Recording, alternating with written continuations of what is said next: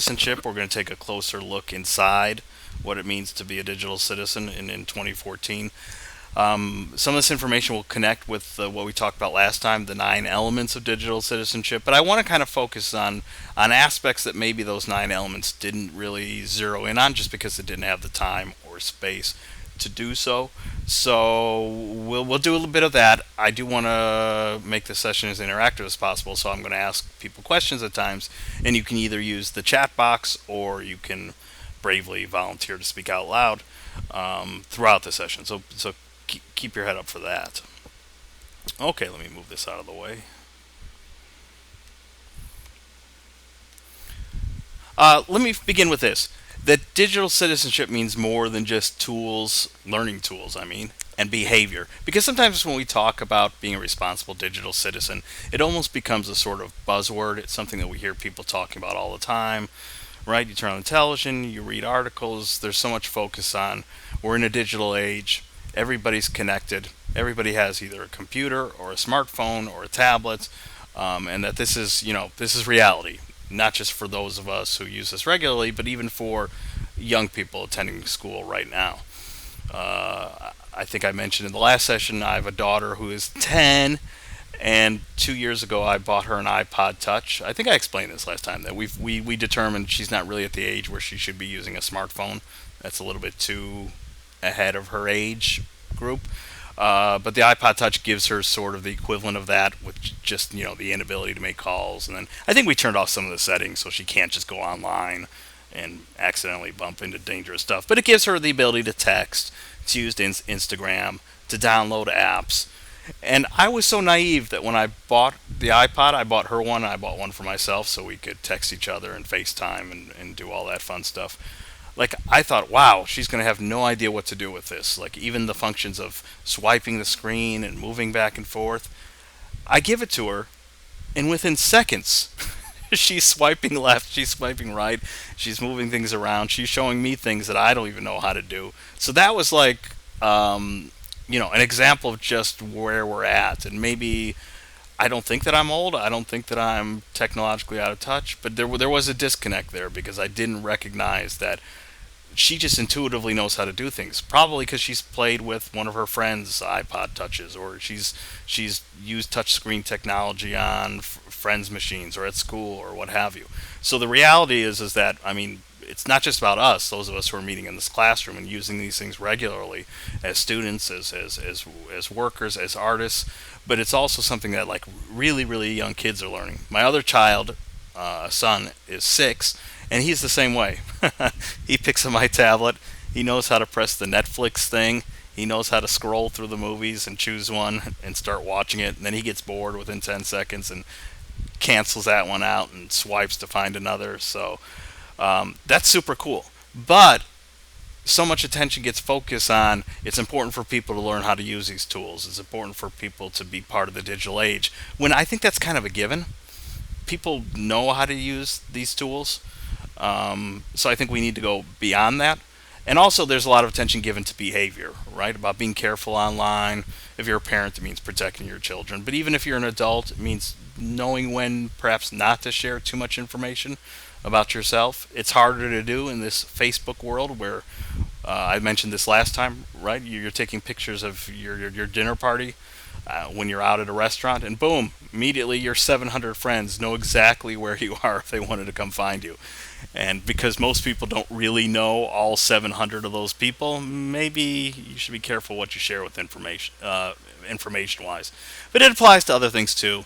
If you hold a position of not power, but of high visibility, like I'm a teacher, so yeah, I probably want to be a little bit careful about what I say and do online. I probably want to be careful about what I share with people. But again, I think most people sort of get that. I mean, maybe we all have a moment or two where we're a tad irresponsible online, but most of us kind of know not to cross certain lines. We know not to share information with people that we don't know. And so I'd like to use this space here to talk about how digital citizenship is more than just making sure that people learn how to use technology tools, and that people need to be aware of behavior online, because I think most of this is kind of a given. So digital literacy, for example, also means all this. If you look at the little kind of chart down below, right? We talk about digital literacy, but that can be broken up into several little smaller components. I'm not going to go into each one, but I am going to focus some attention here on critical reasoning. And your activity that you did for last Sunday, which, by the way, I've graded all of those assignments, the research and credible connections assignment, so you should have gotten feedback from me already. But one of the things that this assignment was asking you to do was to evaluate, right, the trustworthiness, the credibility of different sources. And the reason why we do that is not just so you learn how to find where the full sail library is and learn how to download AP images, but also so that your critical thinking skills are put into, so you exercise those muscles, because it's difficult, I think, for people to determine what's credible and what isn't. Um, it takes a bit more skill than just to look at something on the surface and tell whether it's credible or not. We kind of know that Wikipedia has its issues. We know that, for example, a discussion board may not be the most trustworthy place to grab information. But even stuff that seems pretty solid on the surface necessarily isn't so. There's a lot of information out there that has a very, very slick surface. Sometimes it even seems pseudo academic or pseudo newsworthy. But if you do a little bit of digging into the author or the organization that's publishing the information, you'll find out, for example, that it's produced completely by a political think tank, either extremely progressive or extremely conservative, or you'll find that it's connected to an organization that has a clear agenda, or you'll notice that the piece is really nothing more than just a PR piece. It's not technically news. But if you don't look under the hood of the information you find online, it's really, really, really tempting to just take things at face value. So a big part of that activity was designed to sharpen your critical thinking skills, because those are important. And let me say a few more words about that. Critical thinking includes things like what I just went over, the ability to determine whether information is trustworthy or not. It also means, I think, learning to slow down. The digital age kind of subconsciously encourages quick digestion, right? I mean, I'm an English major. I teach English here at Full Sail University in addition to digital literacy. I like to read, but you know what? If I bump into a website that's nothing but a wall of text, like paragraph after paragraph, my reaction is like, oh, you got to be kidding me. I don't want to read through all this. And I like to read, right? I mean, there's something about digital tools where we don't have much patience. We want information quickly, which in some ways is great. We're pressed for time. Sometimes the information we're seeking really is just quick stuff. My favorite use of Wikipedia is just to find out random facts that I either can't remember, or the other day, I don't know why, but someone brought up the actor Sylvester Stallone, and she didn't know how old he was. She's like, "Oh, he's got to be 60 and or 63 or something like that." And real quickly, because I had my computer, boom, Wikipedia tells me he's 68. So there's some information that's great to get very, very quickly. You need to look up that phone number for that Chinese takeout place down the street because you don't have it written down. Fine, that information is meant to be found quickly. But other sorts of information probably requires to slow down, especially when it's the sorts of information that are important. So, for instance, the information that you are using for these assignments hopefully should encourage people to slow down a bit, so we're not just grabbing the first article that we see because it fulfills the assignment requirements, but we're actually choosing our information carefully. Not just choosing it carefully, but also trying to examine what's underneath the hood of that information to make sure that it's truly credible, because it's easy to get fooled. I don't have concrete examples, but there are so many instances where I've seen people online, because people get into arguments or debates on issues regarding sports or politics or technology or what have you. And it's amazing how many times I've seen people try to bring in, because you can tell, they like run to Google in 5 minutes to find something to strengthen their argument. And then what they're relying on sometimes is so shaky that if they had really looked at it more closely, they might have been able to realize that, but they didn't, because again, the internet kind of encourages this sort of fast consumption. And finally, it also includes Yeah, being able to access several information types and points of view before reaching a conclusion. And again, it's sort of connected with this second point here. The temptation is to grab the first thing that we come across, especially if we just give it a a quick glance and determine, it looks pretty good to me. But maybe the more important thing to do, not just for credibility's sake, but also for a deeper knowledge of whatever it is we want to look into, to make sure that we're accessing several types of information that are credible before we reach a conclusion. And by the way, you guys do this all the time. For some reason, when it comes to an academic setting, there's some resistance from students because they're more interested in completing the assignment than they are fully embracing maybe what the assignment is asking. But you all have your specialties, right? I forget what some of the people are studying in our group that's with us today, but don't we have, let's see, Brandon's mobile app? I forget what Jason is. Uh, Someone here is music. Richard, your music, right? Um, yeah, Jonathan's game design. I'm sure that when it comes to your dedicated disciplines, there are times where you spend a lot of time reading thoughtful pieces related to music or related to gaming or if you're in music production like Tarina just said, there you have your own specialty interests where you're more than willing to invest that time. For me, I have a pretty wide range of interests, right? So literature, music, film. Um, in my free time as hobbies, politics, sports. So these are things I like to read deeply about, and because of that, I think I have a pretty good sense on when information that appears as credible and or not. So it's just a matter of you taking the same passion that you already put into your fields and applying that just more generally when you encounter information online.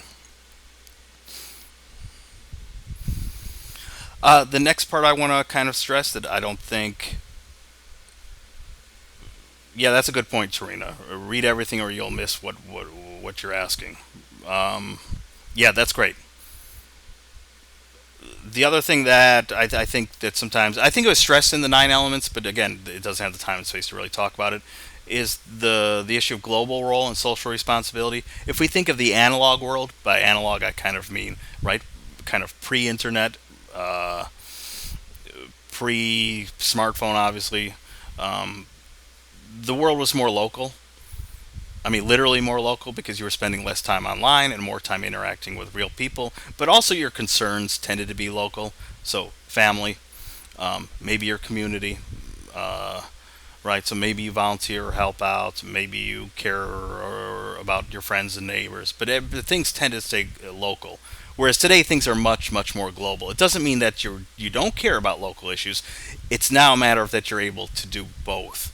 And I don't want to overstate this. It's not as if in the past nobody cared about world events or nobody was concerned when tragedy struck. But now, like, we can actually kind of do something about it.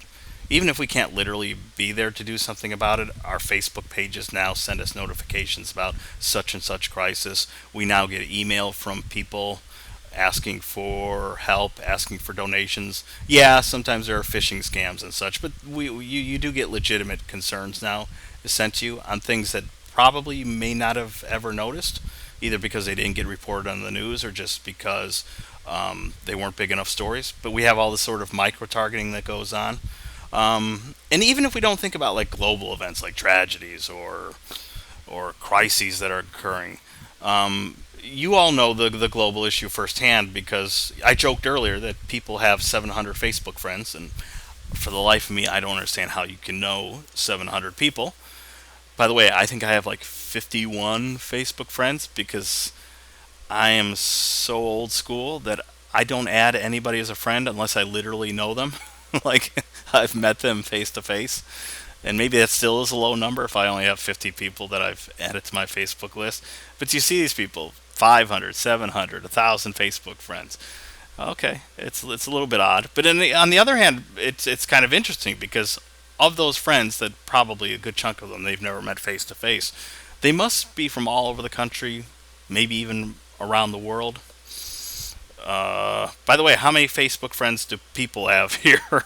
Anybody want to brag about how many they have? And do you know, are any of your Facebook friends people who live outside the United States? Or are they all? Oh, Richard, look at that, 1,500. Anybody with friends from outside the U.S. Just because I don't know, you were chatting on about music one day with someone, he or she seemed cool. One of you sent a friend request.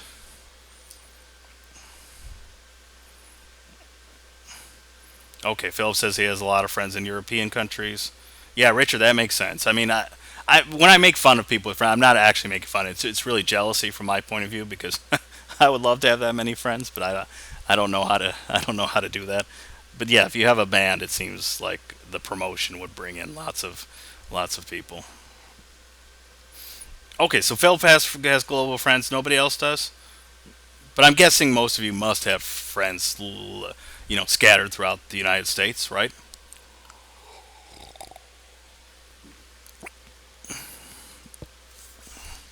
Oh, Tarina says she set her Facebook thing to private. Yeah, that's. Oh no, you're too private. I thought that was yeah. Some people set their social media accounts to private, which is actually a pretty smart thing to do. So it becomes a limited space where only literally you and your friends can access information, so that the public doesn't see it. Right? I mean, one of the most it hasn't happened to me, but one of the most annoying things in Facebook is like someone tags you in a photo, and it happens to be that photo where you just look horrible, and you don't really want the whole world to see that. Uh, you have control over those things. Richard says game invites. Yeah, okay. all this stuff that occurs in a world that I'm not familiar with. But the point is here, like you have a sense of the digital world and how it's more than just your family, your neighbors, your friends, or even your immediate community. I mean, look at us now. Again, remind us of where some of you are from. Right now, I'm sitting in Orlando with the air conditioner blowing in my face. Uh, but we have people from Oregon, Pennsylvania, Las Vegas. Oh yeah, that's right. Tarina's from Vegas, Virginia. So that's pretty cool. And here we all are having class. Who would have thought? Uh, it's actually kind of sad. I'm just sitting here on my couch. It doesn't seem like I'm teaching or in class, but I am, and I'm holding class with people that are all across the country. That's pretty terrific. And not only that, but it's commonplace. We don't even think twice about it. I think I joked last time about how when America Online first arrived on the scene in the early '90s, it seemed like some sort of magic, right? Some sort of Harry Potter magic that you could chat with someone who was, in another state or another country. Whereas now, you don't even think about it, right? It's just so normal. And that's a good thing. That communication happens so quickly and it happens with people from all around the globe that it's just natural. And the result of that, in part, I think, is that people are more aware and respectful and understanding of cultures. And I'm not trying to be PC here. I'm being dead honest. Like the sort of limited knowledge or sensitivity to even silly things like different foods or different cultural customs, right? I mean, we seem to have a broader awareness of that today, which I would argue comes in part because of the digital age and how we have just immediate access to this. I'm missing some things in the chat. Oh, it's just people talk about their kids. Richard's holding a crying baby while taking class. See? A much different classroom. We would not put up with that in a traditional classroom. A baby present screaming. Next point. And here I'd like some feedback too, and I'll give you the sort of question to think about right now while I speak. That way you can answer. But how have you used digital tools? Not just learned how to technically use them, right? Anybody can open up Microsoft Word, or anybody can send an email, anybody can make a Facebook post. But in what ways have you used technology or digital tools to actually create things? Okay, and that's kind of my message here: creating with the importance of creating with digital tools, not just using digital tools. Again, it's cool that my daughter can pick up the iPod Touch and start swiping and moving and stuff. Yeah, that's cool, but she'll eventually need to do more than that and actually use technology to create things. So, what are some instances in which you've used, the various modes of technology or specific digital tools to create something, not just to do something, but to actively create something? We must have some examples because we have mobile app people here, we have graphic design people, we have music people. Um, think of the last thing that you created.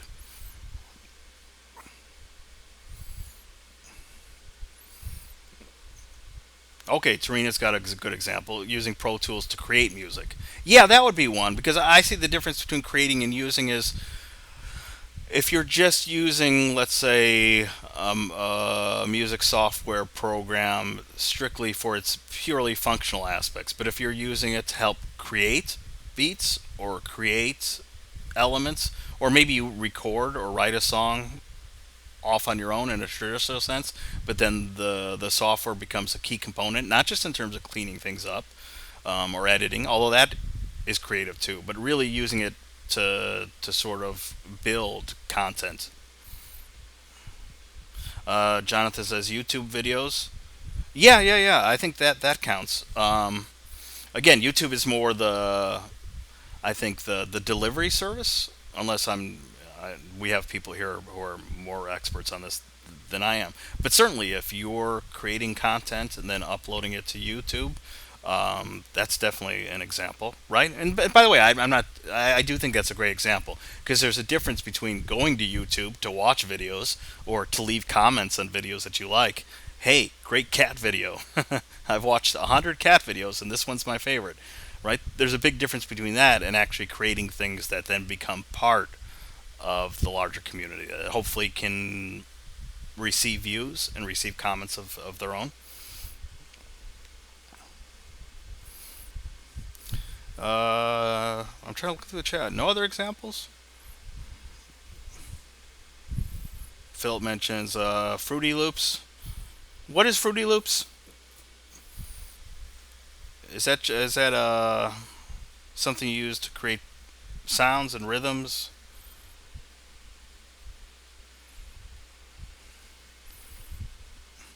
And then Philip says that was 2001. So is this like older technology that people no longer use?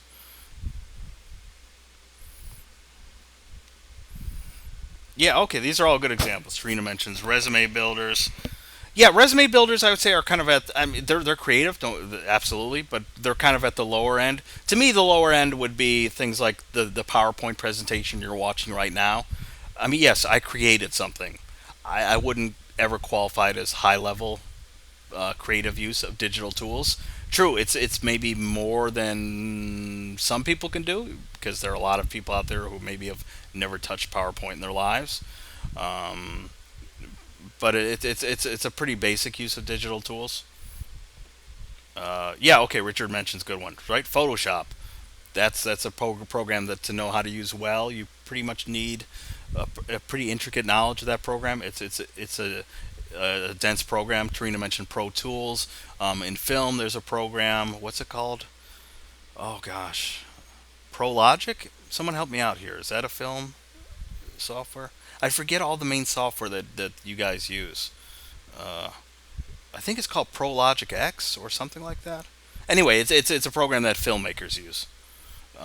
That's pretty sophisticated, right? It's much more sophisticated than, for example, Windows Movie Maker or Mac's iMovie, which are completely friendly and usable tools. It's kind of like Trina mentioned Pro Tools, which is a more sophisticated version in comparison to something like GarageBand. GarageBand has its purpose. You'd be amazed how many professional artists use GarageBand because, hey, if you're on the road and you're in your hotel, GarageBand's an easy thing to sort of boot up and record.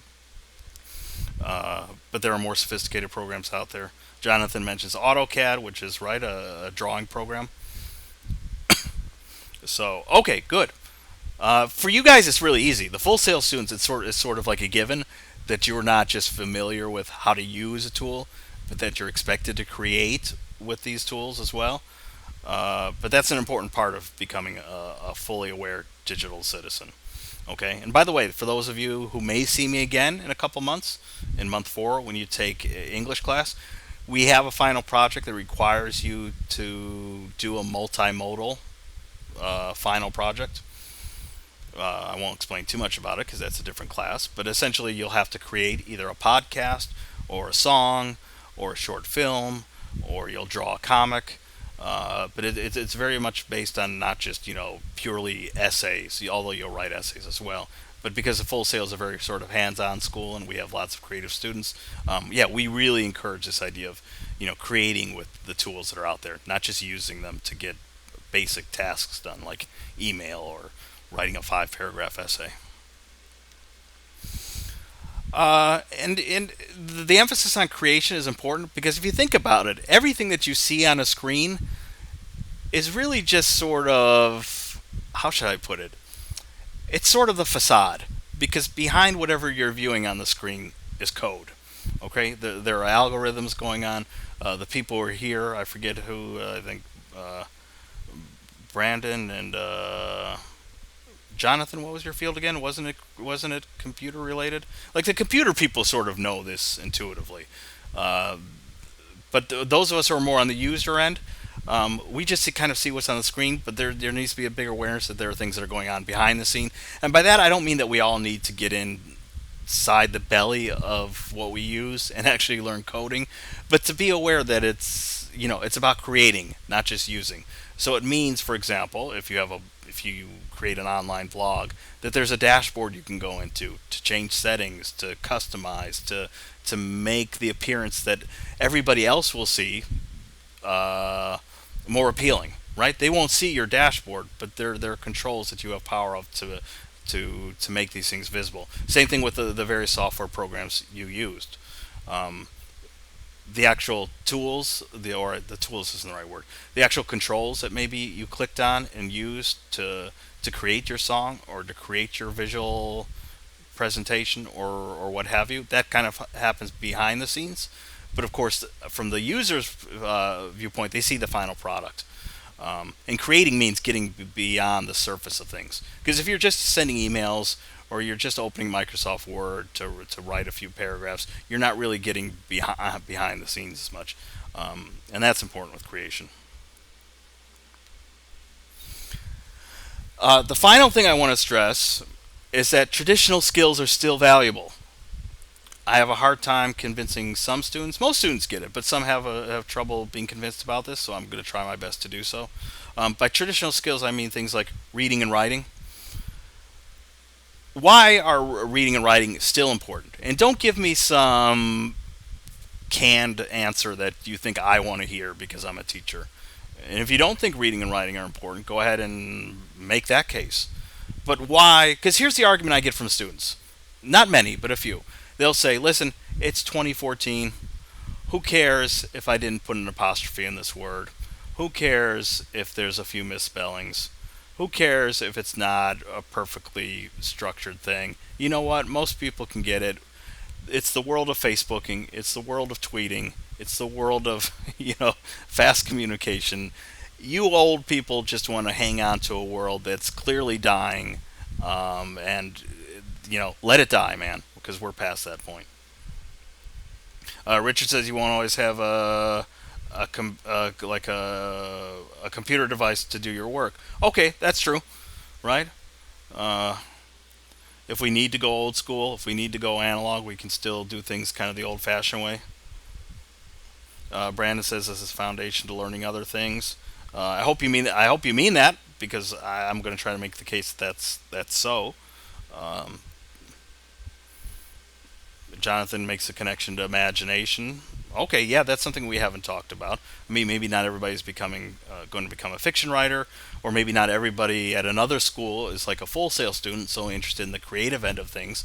But imagination, which doesn't just mean artistic imagination, but your ability to again think from a variety of different positions, yeah, that can be strengthened by the various forms of imagination that can occur on the page. Philip also stresses the importance of creativity. Uh, yeah, again, Full Sail students are great in this sense because so many of my students, no matter what their field is, they're sort of often, not always, but they're often excited about writing. They're not that resistant because they don't need to be convinced. They see the connection to creativity and imagination, and they tend to, I think, respect that more.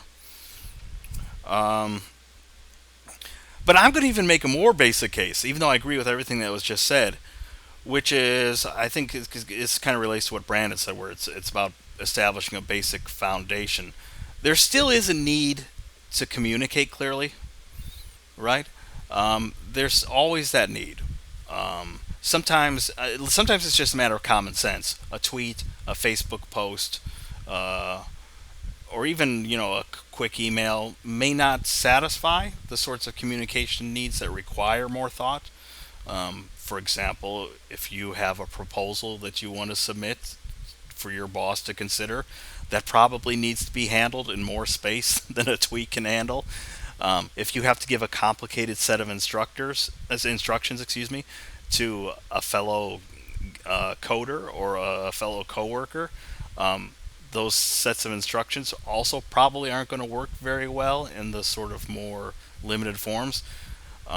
And the more we can express ourselves clearly and accurately, the less confusion that happens with communication. Again, when we're speaking face to face, we can ignore the little slips or the little things because we can sort of make sense out of things where the speaker can repeat him or herself. But when it comes to communication, especially across distances, which happens so often now, like communication is important. I mean, if clarity of message is lost, that can lead to confusion. And maybe you don't notice it as much with a Facebook post or a tweet, but in other situations, it can be devastating. And the other thing I'd like to stress is, again, I don't get that many students who make the argument that writing is important, but when I do, I try to get through to them that it's really sort of like learning two different languages. Um, I lived in Spain for 4 years, and I'm embarrassed to admit that I never really learned the language beyond an intermediate level. But at least living in a foreign country and kind of learning another language really was incredibly useful. So you can see what language learners go through, and also because it helped me produce this metaphor, which is there are different modes of writing.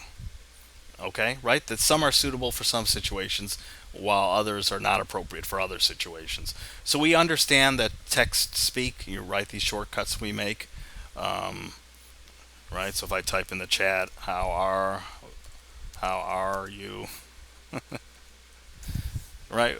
We'll accept that when it comes to like a text message, but we understand that that's probably not appropriate with other forms of communication.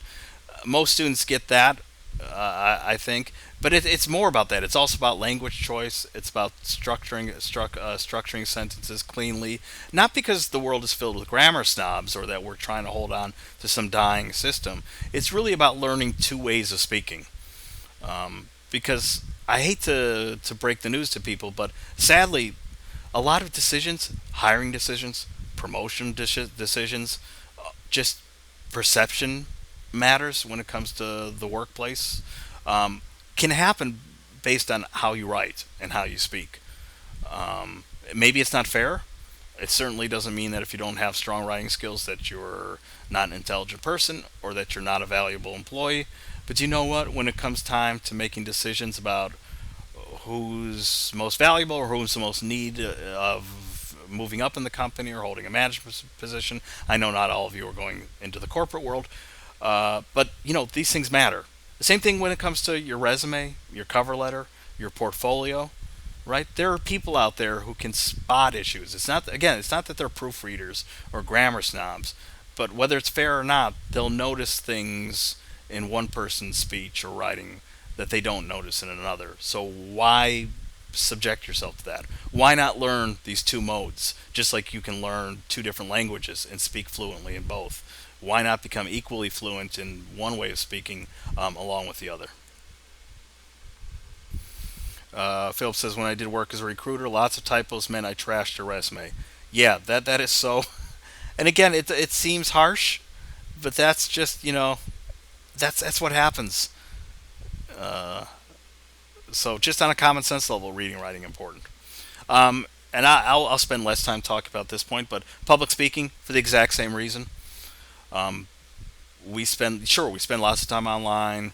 We spend lots of times sending messages that take the form of largely text, but we still have situations where we need to speak, either face to face or like I'm doing now with you guys in this session.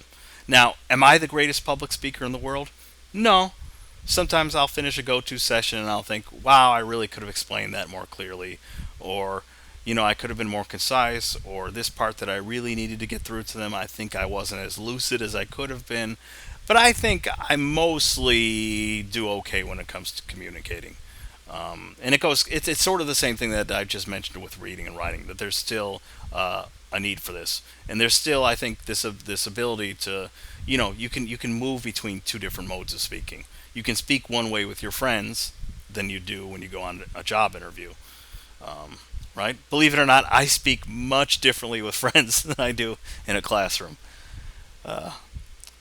There's a lot more cursing with friends, which you can't do in the classroom. But again, I've learned the two modes, right? I can speak one way with one group of people, and I can speak an entirely different way with another. And neither one is more valuable or better than the other. They're both great. It's just knowing when to use them. Um, and again, that's true for the traditional world, but it's also true for the online world. Okay, your digital presence. Another traditional skill that still has an application to the digital world is logic, reasoning, debate, and argument. Um, I can't tell you how many times I've seen people online. Again, it doesn't matter if it's a discussion that's going on about politics or music or sports or literature or what have you. The number of times people just use flawed logic, right? Poor logic, poor reasoning, or they make gross generalities, right? They'll make some banal statement that they believe applies to everyone, or they'll use an anecdote, meaning they'll share a story about themselves or someone they know, and assume that that must stand for everyone. Um, if we don't have this sort of strong background in logic, reasoning, and debate, and again, it kind of affects everything that we do. And it also affects the stuff that I mentioned earlier. It's really difficult to tell whether online information is credible or not if you don't sort of have that solid foundation to be able to determine, well, wow, this writer doesn't seem to be using solid reasoning, or this writer seems to be arguing completely from a point of bias. Unless you really know what those terms mean and what, for example, flawed logic or bias looks like, you won't know how to spot it when you're trying to determine what's sound out there. And it's also important just in the general scheme of things, right? It's not really just about argument in the sense of like people coming to fisticuffs over something. It's more about that when you're out there in the community of fellow artists, of fellow workers, that if we can all sit down at the table and have more or less the same sort of foundation, then real communication and progress can take place. But if it isn't, then it's just it creates barriers, it creates problems. Um, and again, this happens online all the time, right? Haven't you guys been in even a discussion forum or some sort of board where the conversation is pretty intelligent and it's going pretty well, but then that idiot, that idiot comes into the room who just says something ridiculous, and it's not even that they're trolling. It's just, wow, you really don't know what you're talking about. Um, like, hey, everybody's allowed to express their opinion, but perhaps people like that would do better if they had a stronger foundation in the very skills that I'm talking about. And finally, a knowledge of history. One of the things that the digital age and how fast it moves and how fast we receive information is that it just speeds up time, right? It increases our sense of nowness. Let me give an example. I'm old enough to remember a time pre-microwave ovens. Okay, it's like in 1977, if you bought a frozen dinner, it was this cheap-looking thing that was came in an aluminum foil tray and was wrapped in aluminum foil, and you'd stick it in the oven and you'd wait 30 40 minutes for the thing to cook, and it was like the grossest food imaginable, but you were still ridiculously excited because it seemed so space age. You couldn't believe that there was a meal that you didn't have to cook, that was prepared for you, that you could peel back the tinfoil and eat it in front of the television. uh, but then microwaves came along, right? Cooking is much faster. Now you put a frozen dinner, something you grab from the frozen aisle at the supermarket. It takes, I don't know, 6 or 7 minutes. And what happens? Those 6 or 7 minutes feel torturous. Even though you were completely used to waiting 40 minutes for a frozen dinner in the past, now 6 or 7 minutes feels interminable. Another example, again, I'm old enough to remember, the days of 14.4 modems where you'd connect your phone line to the computer and it would make that screeching sound. And even a single small photo would take like a minute to unfold and appear on the page. These photos that I use in the PowerPoint presentation probably would have taken, I don't know, 5 minutes to download in those old days. And now, of course, we download, I don't know, a 200 megabyte file, and maybe it only takes the computer a couple minutes to do, but it feels like forever. We sit there tapping our toe thinking, oh gosh, I just want to open this file. Why is it taking so long to download? uh, yeah, Philip says he remembers old Sierra games off of bulletin boards. Yeah, that's the world I was talking about. And yet, the world keeps moving faster and faster and faster, and yet the impatience still remains, right? I mean, how many of us get frustrated if for some reason a web page isn't loading as quickly as we would like, right? It takes 5 seconds instead of 1 second. Um, my point is that because information keeps speeding up and keeps hitting us at such a fast pace, that increases our sense of nowness. Again, if we don't have the patience to wait 6 or 7 minutes for a meal or 5 seconds for a web page to load, it means that we're so intensely focused on the now that one of the things that we lose sight of is history, right? One of the most difficult things for people, and I don't mean to generalize because I just made fun of people who overgeneralize, but one of the challenges you see with particularly people who've grown up with the digital age is that historical information doesn't seem quite real because we're so focused on the now that it seems hard to imagine things that happened in the past, or we can understand them in theory. So if we go on that tour of a historical site or an historical home, we understand on some level that it's old and it's part of history and should be important, but we don't quite feel it. And I would argue that that has something to do with the speed at which we're just rattling forward. It's not that I'm an anti-future guy or that I want to return to the past. No, no, no. But we have to be aware that I think there is a sort of effect that it has on us. Yeah, and Richard makes an important point, right? The old kind of saying that knowing history keeps you from repeating it, um, which is one of my concerns when people, again, either don't fully understand history or can't quite appreciate it, or even worse, just don't care, right? Uh, I'm not trying to give like an on-the-spot quiz, but when people don't know when the Civil War took place, and I'm not talking about the specific years, by the way, 1861 to 1865. But when people don't even know what century it took place, or when people can't quite pinpoint what decade World War One occurred, or World War Two, right? Like pretty basic stuff. Or when people don't know who were the two main participants in what we call the Cold War, or that people don't realize that the Cold War wasn't an actual war, that it's a metaphorical term that we use to describe a period of relations. And again, I'm not trying to quiz people or say that if you don't know one of those things that I mentioned that you're stupid. No, no, no, that's not my point at all. But if we don't have a sharper sense of history or at least an appreciation for what's happened in the past, yeah, it makes it harder for us to sort of appreciate what's coming. And I think there's a way to navigate all this stuff and still be responsible digital citizens. That's my point. I think there are ways to take traditional skills and still put focus on them, not because we think that they're better than the digital tools we have with us now, but because they actually make us more prepared, more well rounded. It gives us that stronger foundation that Brandon mentioned for when we do participate, either in the real world, right, the world when we're logged off, or the world we encounter when we go online. So that's my soapbox pitch. I hope people are convinced by it. These are some of the issues that I don't think the very very short 9 elements of digital citizenship reading covered, but that I sort of wanted to cover for today. Because to me, this is about full digital awareness. Still developing those skills that are important, but bringing them into the 21st century, and that's our goal. By the way, I don't know why I have this picture. I just thought it was cute. I guess it represents the students who are going to be fully surrounded by the digital world. Okay, next I want to talk about the assignment that's due this Sunday. How am I doing for time, by the way? I forgot to bring my cell phone or something. Oh, okay, we're doing well.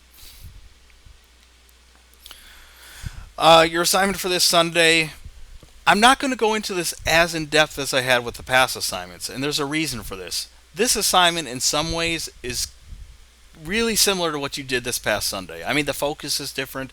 Some of the goals that you have to, I mean, some of the things that you're being asked to do are different, but in some ways you're doing a lot of the same steps. So I'm not going to walk you through that process because there's nothing to walk you through. You already know these tools. If you completed last Sunday's assignment and more or less did well on it, you can complete this assignment with no problem.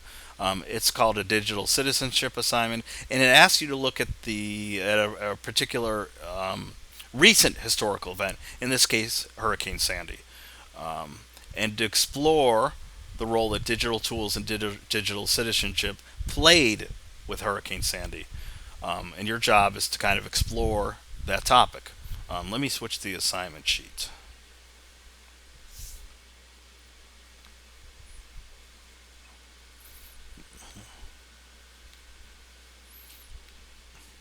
There it is. Okay, again, you can read this on your own. But here's the key thing here, right? Using methods that you've learned this month. Let me see if I can make this a little bigger. Okay, using the methods that you've learned in this class, research how digital citizenship was used by individuals as well as governments surrounding the events of Hurricane Sandy. Okay, so you'll explore how digital tools were used, how the elements of digital citizenship impacted the historical event. So basically, all the stuff that we've talked about this week.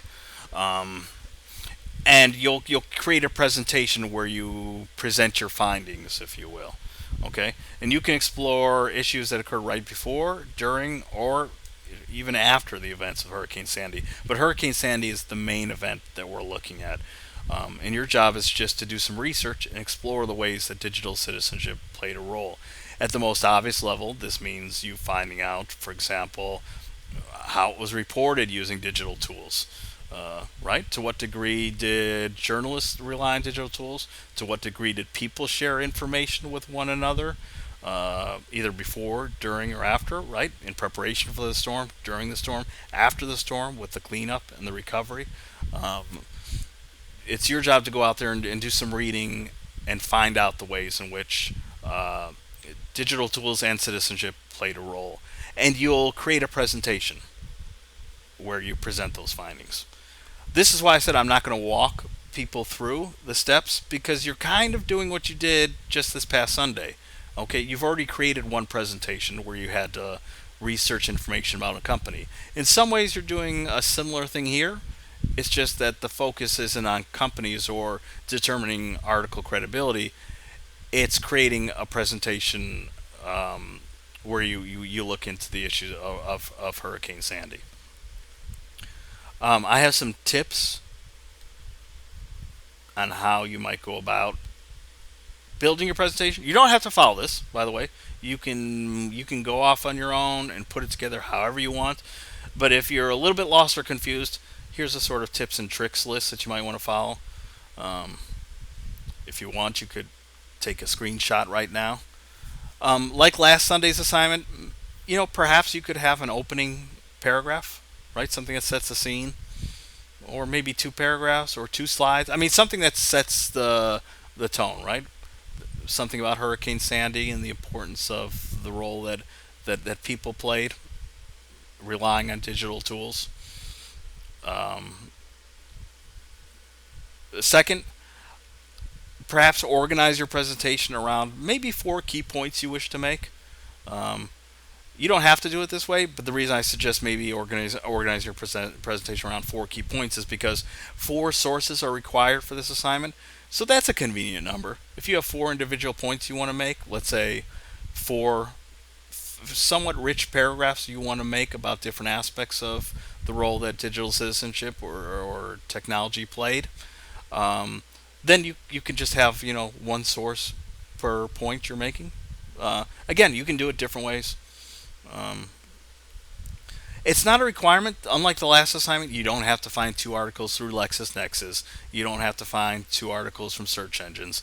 But it might be a good idea to use a mixture of the resources that can be found on the Full Sail Library database, like LexisNexis, like Academic Search Complete, which is the very first result that you'll see on the research database list.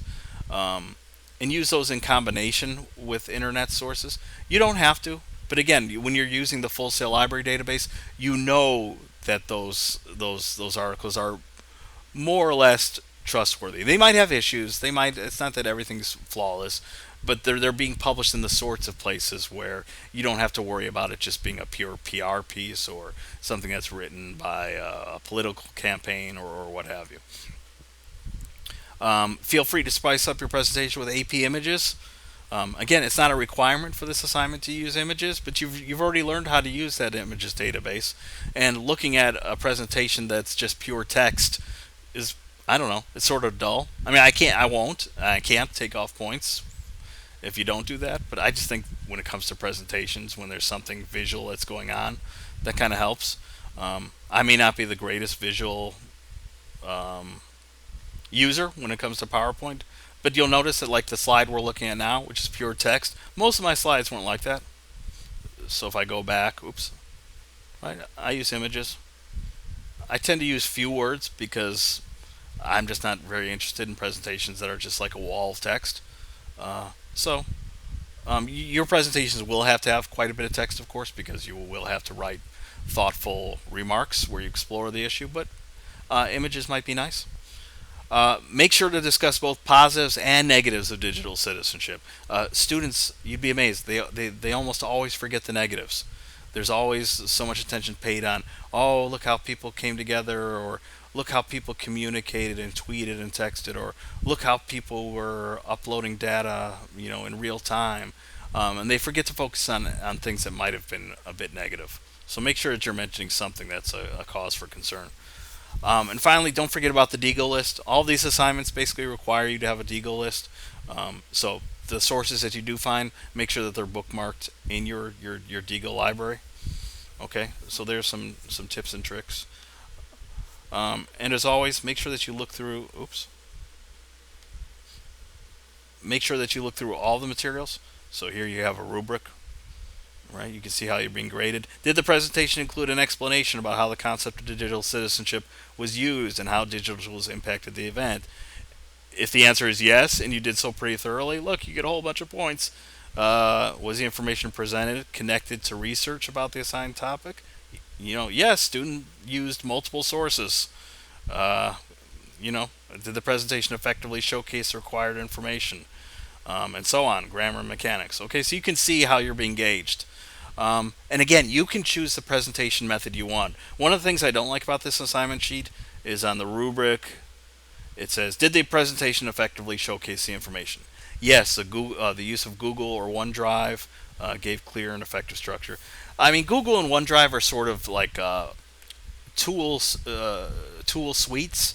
I mean, SUITE, not sweet as in candy, right? I mean, they're not in and of themselves presentation formats. It's just because some of you don't have your MacBooks yet, or some of you might not have Microsoft Office installed on your computer.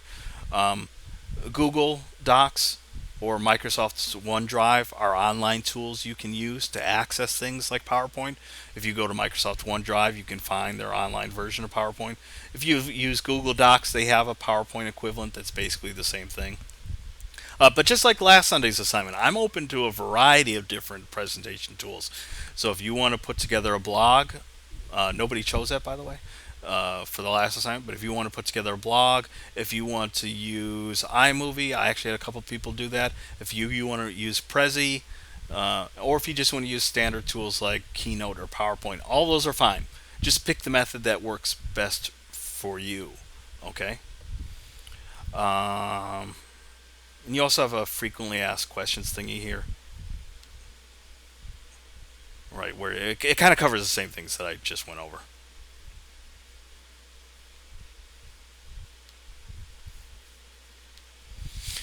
Okay, questions, anybody? Ooh, it's right around 8 o'clock. See, I'm pretty good at keeping it right around an hour. You guys are so lucky you have me. Technically, I'm supposed to go 2 hours, but I don't know. I can't go 2 hours, and I don't think students can go 2 hours. Am I right about that?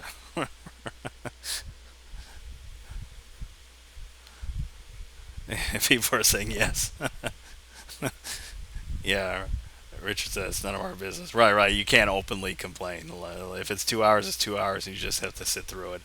Um, yeah, I think we covered a lot of useful material, and I'm glad that all of you participated. Uh, Good luck with the assignment for Sunday. If you have questions, please let me know. If people are pretty much okay, if they think they know what they need to do, you're free to leave. I'm not going to force you to stay. I'll stick around for a few minutes in case people have questions. And thank you for attending. I'm going to stop the session recording right now.